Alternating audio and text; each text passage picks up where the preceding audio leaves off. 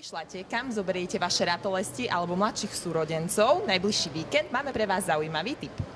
Obchodné centrá v Košiciach a v Prešove organizujú celý november výstavu drakov a rytierov.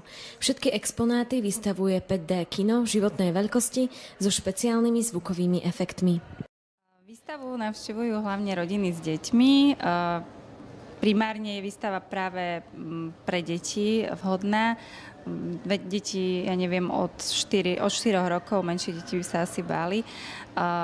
Výstava však môže zaujať aj dospelých, pretože všetci sme raz boli deťmi a verím, že aj veľa ľudí verí, že draky existovali. Najznámejšie legendy o drakoch pochádzajú už z roku 270 nášho letopočtu, kde svätý Juraj zbavil občanov líbyjského mesta draka žijúceho v nedalekom Močiari. O tajomnom svete drakov a rytierov ste kedysi snívali aj vy sami. S drákmi, s mečmi a s takými, tak to ma zaujímalo. Čítam fantasy knihy a filmy pozerám a to je dosť o drakoch, čiže celkovo tak. Tajomný svet drakov na ploche 200 m2 ponúka okrem efektov aj sprievodcov v kostýmoch. O žiadnom drakovi vám vďaka základnému opisu neunikne žiadna informácia.